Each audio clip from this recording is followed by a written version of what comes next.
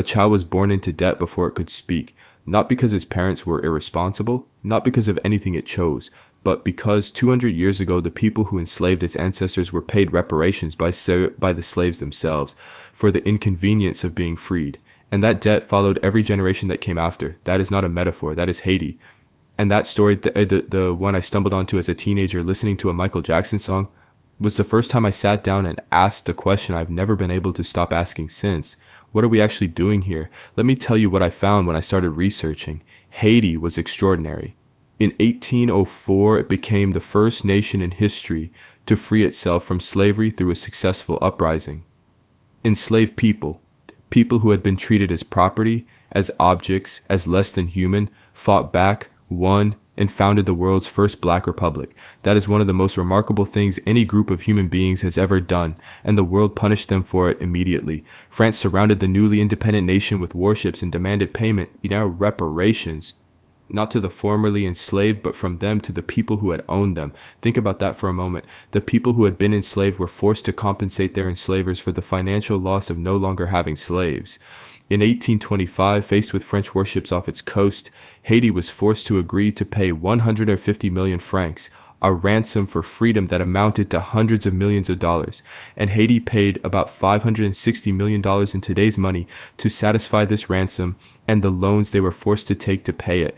Researchers have found that this independence debt and the resulting drain on the Haitian treasury were directly responsible not only for the underfunding of education in 20th century Haiti, but also the lack of health care and the country's inability to develop public infrastructure.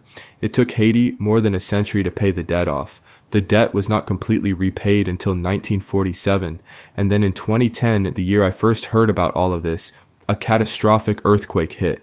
The earthquake killed more than 200,000 people and left more than 1.5 million without homes. The world responded with compassion. Billions of dollars were pledged. Thousands of aid workers arrived. The promise was to build back better.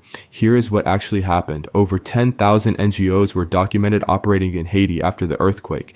Only 1% of donor funding went directly to the Haitian government. Between 2010 and 2012, 84% of public funds for reconstruction were managed outside the Haitian administration. Foreign corporations received the contracts, foreign organizations controlled the money. The international response ended up perpetuating the neglect and exploitation that made Haiti so vulnerable in the first place. It failed, most of all, to bring any relief and dignity to the survivors. UN peacekeepers who arrived as part of the international response inadvertently brought cholera to Haiti, causing thousands of additional deaths. I want you to sit with the full picture of what I just described. A nation that was punished for freeing itself, that spent over a century paying a debt to the people who had enslaved them, that never had the resources to build the infrastructure that would have protected its people. And then when disaster struck and the world arrived with cameras and compassion, the money went everywhere except to the Haitian people themselves. That is not bad luck. That is a pattern. And patterns have architects. That was the moment I stopped accepting the world as it was handed to me and started asking why. So here's the question that has been living in me ever since. What are we doing here? And I do not mean that in a casual way. I mean it in the most fundamental way possible. What is the actual purpose of human life on this planet? Because if I look at what we have collectively built, the systems, the structures, the priorities, and I try to reverse engineer a purpose from them, what I find is deeply unsatisfying. We are born, we are educated in systems designed primarily to make us useful to economies. We spend the majority of our waking hours working, most of us for someone else, building something that belongs to someone else, generating wealth that flows primarily to someone else. Like we consume, we pay, we rent the life we live from people who own what we need, and then we die. That is the structure, that is the shape of it when you strip away everything else. And I want to be honest, I find that deeply insufficient. Not pessimistic, not nihilistic, just insufficient. Like we were handed a description of what life is supposed to look like and someone left out most of the important parts, because I have felt things that do not fit inside that structure. Moments of genuine connection that had no economic value. Beauty that stopped me completely with no productive outcome. The feeling of understanding something for the first time. Say really understanding it, not just memorizing it. And feeling something light up inside me that no salary could replicate. Those moments exist. They are real. And the system we have built seems almost entirely uninterested in them. Here's what I keep coming back to. Every system is perfectly designed to produce the results it produces. If a system consistently produces a specific outcome, even one that seems wrong, even one that causes obvious suffering, that is not a malfunction. That is a system working as intended. And our global system consistently produces the same outcomes. Resources concentrate upward. The people at the bottom stay at the bottom regardless of how hard they work. The people at the top stay at the top regardless of what they do. Crises that affect the powerless are monetized by the powerful. And the story we tell about all of this, the story of individual failure and individual responsibility, the story that if you are struggling, it is because you did not work hard enough or wanted enough or make the right choices. That story protects the system from examination. Because if the problem is individuals, you never have to look at the architecture. We live in a world that has enough food for everyone and allows people to starve, enough clean water for every human being and allows children to die from thirst, enough empty homes in most major cities to house every person sleeping on the street tonight. And we call this a complex problem without obvious solutions. It is not complex. It is a choice. We have simply decided, not with a vote, not out loud, but through the daily operation of what we value and what we fund and what we allow, that some lives matter more than others, that profit matters more than survival, that the comfort of the few is more important than the basic dignity of the many.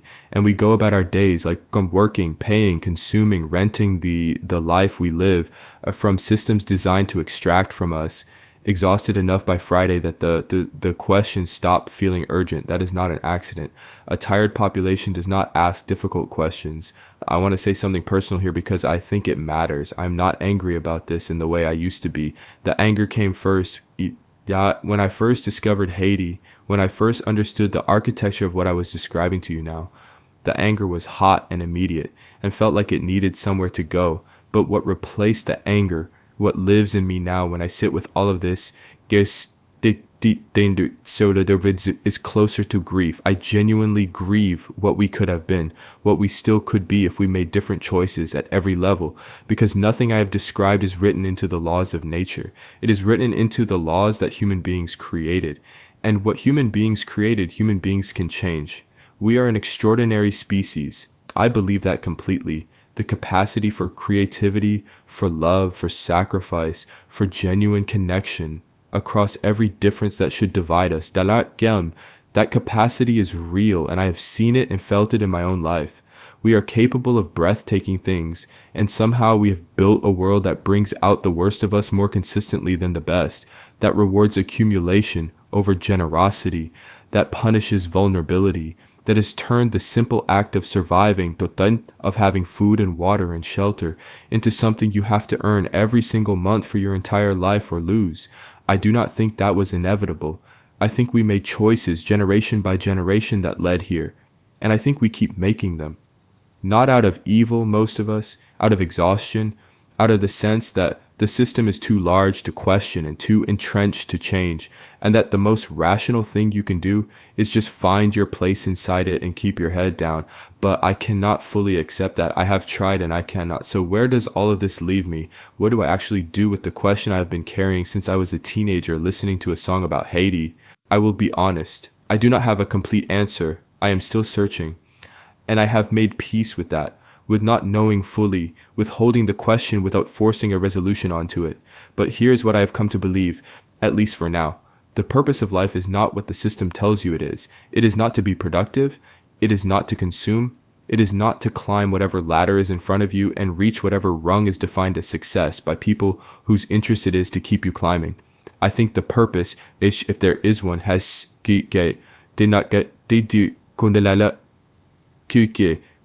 something to do with consciousness, with being genuinely present in your own life, rather than sleepwalking through a structure someone else designed, with building real connections with other human beings, rather than performing connection for an audience, with creating something like anything that reflects something true about who you are, rather than what you are useful for.